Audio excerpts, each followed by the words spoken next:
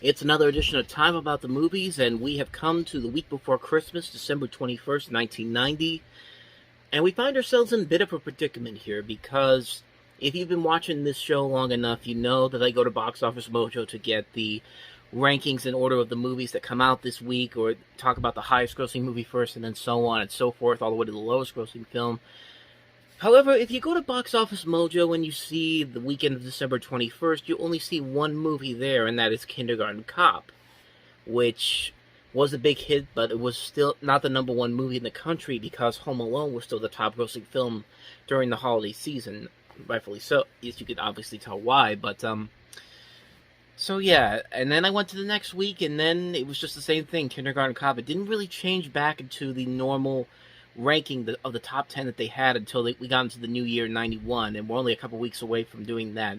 On this is in terms of these episodes, we've only got, after this one, there will only be one left. So we're going to do something a little bit different here. I am going to go to Wikipedia and do the 7 movies that came out this weekend, ranging from Wednesday, December 19th to December 21st, Friday. And we're just going to look at those movies there. This is unusual because I usually do the top grossing film first, but we're going to do it this way. So I'm going to get to Kindergarten Cop in a little bit, but first let's get to the first movie on this list, and that is Paul Hogan's follow-up to the Crocodile Dundee series, and that is Almost an Angel.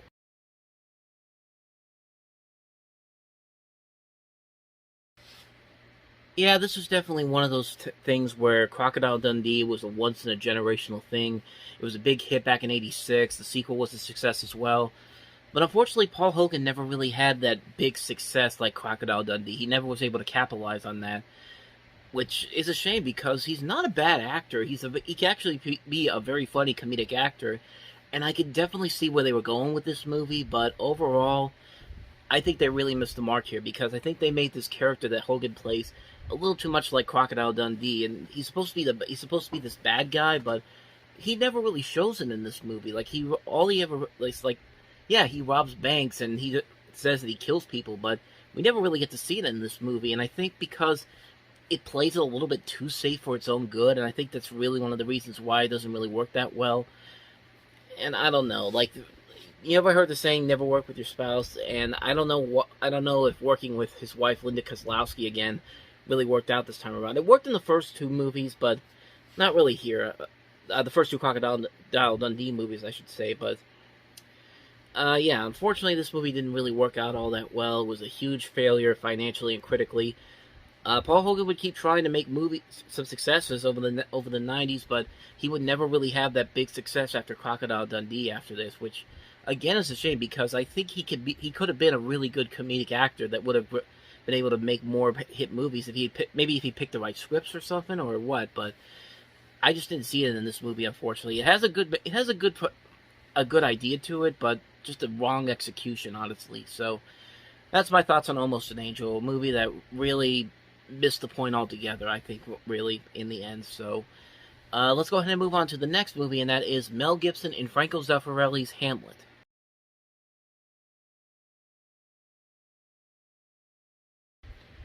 Surprisingly, one of 3 different Hamlet movies we would get over the next 10 years, because, yeah, this movie, then you had the Kenneth Branagh version, which obviously is a lot better movie, I would say, but we'll get to that one in a little bit, and we'll delve even more into it when we get to '96, and then we had the 2001, which was a modern-day version with Ethan Hawke in it, I believe. But, you could see that this is one of those movies where I think the style looked a lot better over the actual substance. Like, the literal definition of style over substance is definitely in this movie. The visual look of the movie is very impressive. The actors clearly are trying. They have a really good cast involved in this. As I mentioned, Gibson, Glenn Close, Paul Scofield, Ian Holm, Helena Bonham Carter, Pete Postlethwaite's in this, Alan Bates, and I don't know. I mean, it follows the plot of the original play almost to a T. They do omit some lines of dialogue and some minor characters just so they could fit the runtime. I think that was maybe the biggest problem with it because they didn't do like a big, huge, epic scale movie like what Kenneth Branagh would do. Because Kenneth Branagh, I think, like I said, did this a lot better, even with this huge cast that he has involved in that movie. He managed to make it work because he didn't care about making a marketable movie, a safe and marketable film, like I think this movie does. He wasn't afraid to make a long movie, and that's a long movie. I think it's over 300 minutes long, but I could be exaggerating on that. But it was a long movie. It was at least 3 hours. But like I said, it worked a lot better there than it does in this movie. Which this movie, it's not bad. It's just it could have been a whole lot better. I think this movie was one of those attempts where Mel Gibson was trying to win an Oscar, and he would have a couple of these before he had the success with Braveheart in the middle of the decade. But yeah, this Hamlet is okay.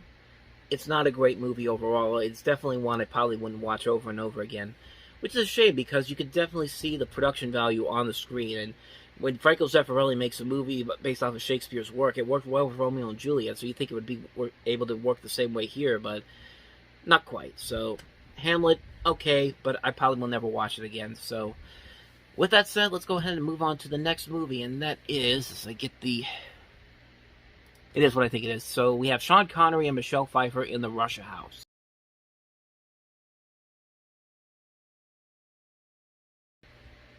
You know, honestly, this movie doesn't really get talked about all that much. And honestly, it's a shame because it's actually a pretty damn good movie. One of the things that's notable about this movie is that it was only the second movie made in America to be filmed on location in the Soviet Union, and it would be the last one before the dissolution of the Soviet Union in '91, the year after this. But as far as the movie goes, it's actually a much better, smarter political thriller than I think a lot of people would have given it credit for. I can remember shows like, I can't remember if it was Saturday Night Live or Mad TV. They did like a parody of this. And it was basically a parody of this movie because I guess maybe they think that Sean Connery and Michelle Pfeiffer working together doesn't really work out well age-wise. I mean, I don't know. I've seen much different I've seen bigger age gaps compared to this that actually worked. That actually didn't work as well. But I don't know. Their chemistry here works pretty well, and you also got a great supporting cast here: Roy Scheider, James Fox, John Mahoney, Klaus Maria Brauner, Ken Russell, the director. And it's got a good script by Tom Stoppard. Fred Gillespie, overall, is a pretty good director, and I like that he's been able to do other movies outside of just one particular genre. This is the guy that also did comedies like Roxanne, IQ, Mr. Baseball, It Runs in the Family, and he could do movies like these as well, these dramatic movies, and it does work pretty well. It's a really good, underrated movie, I think. It's one that I think a lot of people definitely should check out if you want to see one of Sean Connery's more underrated performances, and you know, Michelle Pfeiffer was just hitting bullseye after bullseye at this point. So, yeah, this movie's actually pretty good. I highly recommend checking out The Russia House if you can. So, I say if you can, but you can find it somewhere either on DVD, Blu-ray, video, or online. I'm sure you're able to find it. I'm sure you're able to find most of these movies here. So, that's The Russia House. Let me go to the next movie here. That's the thing I hate about doing this with the Wikipedia page, because I have to always go back to see what the next movie is on the list here. So, but anyway, let's get to that next movie, and that is another star-studded movie. Tom Hanks, Bruce Willis, and Melanie Griffith in The Bonfire of the Vanities from director Brian De Palma.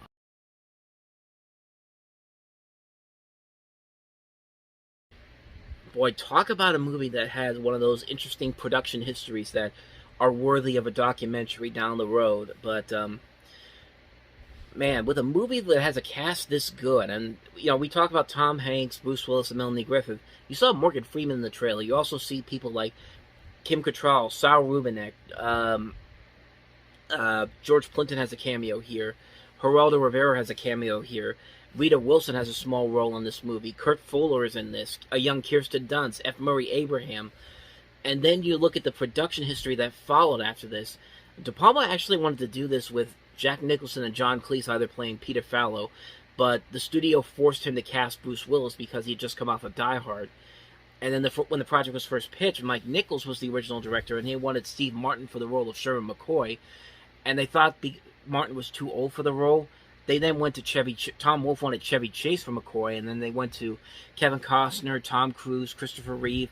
Walter Matthau was going to be the judge in this. He demanded a fee of $1 million, and they didn't even want that. So they got Alan Arkin to do it, and then Alan Arkin dropped out, and then they had to get Morgan Freeman to do it. And they also wanted Edward James Olmos. As I mentioned, F. Murray Abraham's in this, but he's not credited here. there was a contract dispute because he wanted billing above the title. And I mean, you kind of figure maybe he has a point because he did win an Oscar for Amadeus, and then they wanted Uma Thurman to play the Maria Ruskin, who Melanie Griffith plays in the movie, but Tom Hanks felt that she wasn't right for the role, so they went to Melanie Griffith. But they have all these controversies and behind the scenes problems here that really would have helped the documentary. But yeah, like the movie itself really is a mess. Like if you've ever read Tom Wolfe's Bonfire of the Vanities, this is nothing like that. It's kind of like they saw War of the Roses the year before. They saw how big of a success that was, and they said, we want to make a movie that's like this, and we want to get the biggest stars that we have out there. So grab Tom Hanks, grab Bruce Willis, grab Melanie Griffith, put them together in this. It's going to work out well. And sadly, it did not. It crashed and burned at the box office, was destroyed critically, and you can kind of see why. And I'm actually surprised that nobody has even tried to do this story again nowadays, which I think we are close to seeing that eventually happening because, as we know, everything can be made into a movie nowadays. So who knows? We might see that happen someday. But as far as this movie goes, this isn't a very good movie. This is not a really good adaptation of the book. This doesn't even feel like the book itself. It feels like their attempts to, like I said, try to create a dark black comedy in the same vein as War of the Roses, but it failed miserably. And yeah, and for Bruce Willis, it was one of the 2 consecutive bombs he would have in the next year or so, because he had another movie with Hudson Hawk coming that same time. So we'll get to that one when we get into 91. But anyway, let's go ahead and move on to the next movie, and that is a much better movie than Bonfire of the Vanities, I would say. It's Kiki's Delivery Service.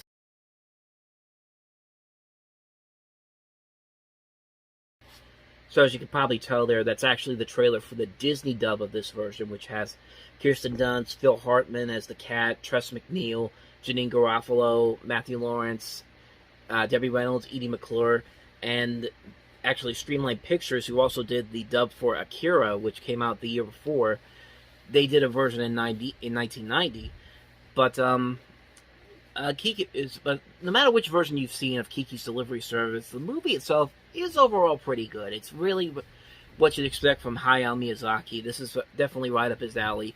It's a fun story. It has some great characters all around, some really good animation all around, and it is just a fun adventure movie. I think a lot of people who like Miyazaki's work can definitely look at this and see this as one of his more enjoyable films. It's definitely not one of his best films overall, but it's still a ton of fun all around. And yeah, what more can I say? Kiki's Delivery Service, it's a wonderful, wonderful film. So let's go ahead and move on to the top grossing film of the week, and that was Arnold Schwarzenegger in Kindergarten Cop.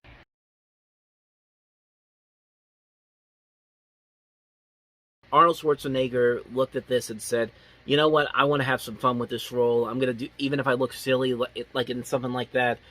And it just works. It just works really well with the movie itself. And it's a perfect match. Like, Ivan Reitman really can make Arnold Schwarzenegger very funny, because he can give him the right material to work with for the most part. I mean, the next collaboration they did, Junior, was not as well received, and there's a number of reasons why that is. But yeah, Kindergarten Cop is pretty damn good. Like, it's a really, really great movie. I really love this movie. I used to watch it as a kid. I still love it even today. I still think it's very funny. It shows off a lot of Arnold Schwarzenegger's comedic potential when he's given a good script to work with, which is interesting because when you look at the people that they wanted to go with, Bill Murray and Patrick Swayze were considered for the roles of Detective Kimball. They even wanted Danny DeVito, but they nixed that idea because of, of course, the actor's height. And I mean, really, Arnold Schwarzenegger's the guy that could easily make this work. I mean, I don't think, I don't know. I don't think somebody like Sylvester Stallone or Dolph Lundgren or even Bruce Willis at the time could probably make this work. But you have a guy like Arnold Schwarzenegger, and he looks at this. He knows he knows what to do to get a good laugh. He's worked with Ivan Reitman before. The matching just works too well here, and the movie just ends up being a really fun and enjoyable adventure. It's a really fun comedic action adventure in a way. I say that as comedic action comedy is what I want to say, but you also have a really good cast involved here too. Penelope Ann Miller's in this, Pamela Reed, Linda Hunt, Carol Baker, Kathy Moriarty, Park Overall, Heidi Sweetberg, Angela Bassett's in this. A young Odette Yusman from Cloverfield's in this. Actually, Elijah Wood unsuccessfully auditioned for a role in this movie, even though he was in Back to the Future Part 2 for a little bit, and he also was in a couple of commercials back then. But, yeah, overall, the movie is very good. It's a great, fun movie. It's one of Ivan Reitman's best movies. I love it so much. I think a lot of people enjoy it, too. It's silly. It's funny.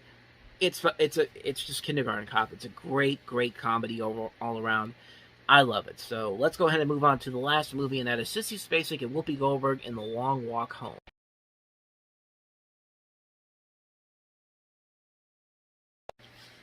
Definitely another very underrated movie. You got a lot of good people in this movie. Sissy Spacek, Whoopi Goldberg, Dwight Schultz from the A-Team, Ving Rhames, Dylan Baker. You also have Jason Weaver from The Wonder Years, Dan Butler, who you will later see in Frasier, Shyler Fisk, who we will later see in films such as Snow Day and Orange County, is what I meant to say. A really good cast all around here, and the movie itself overall is pretty well done. It works mostly because of the performances. The story in and of itself is just kind of, it's very generic, it's very formulaic, and they do kind of go with the white savior storyline where you have the leading white person getting help from the black person in the movie. But I guess in this movie, it does work because these performances really do stand out. The actors are really trying their best here. It's nothing really new we haven't seen done before, and I mean, yeah, for the most part, it is what you think it is when you see a movie of this type. But like I said, the performances really do carry it over. There is an interesting story here to be told here. And its message is very good. It's a very good message they try to present in this movie. It doesn't feel forced. There's no moments where it feels a little too overdramatic or somebody's pulling for an Oscar nomination. But, yeah, it's an overall enjoyable movie. It's not one I'd watch over and over again, but it's a movie that overall I think is a lot better than most people would ever think it would be, mostly because of the performances. I think the performances in this really do stand out more than the actual story itself here. So if you want to see something like, if you want to see Whoopi Goldberg in one of her more underrated roles, also with Sissy Spacek, I'd say definitely check out The Long Walk Home. So with that said, that's going to wrap up another edition of Time About the Movies. Next time around, we wrap up 1990 with 4 more movies, including Come See the Paradise from Alan Parker, starring Dennis Quaid. We also have Woody Allen's latest film, Alice, with Mia Farrow, Joe Mantegna, and William Hurt. Green Card with Gerard Depardieu and Andy McDowell. And the biggest new release of the week, and that was The Godfather Part 3, the third installment of the Godfather series from Francis Ford Coppola. We'll look at those 4 movies, and then after that, we'll look at the 90s leftovers, because there's nothing that comes out on the first weekend of January 91. So, any movies that I looked over, especially, because I know I've looked over a couple movies, including Awakenings, but blame Box Office Mojo again for that. So, that'll be coming up in the episode that follows this one.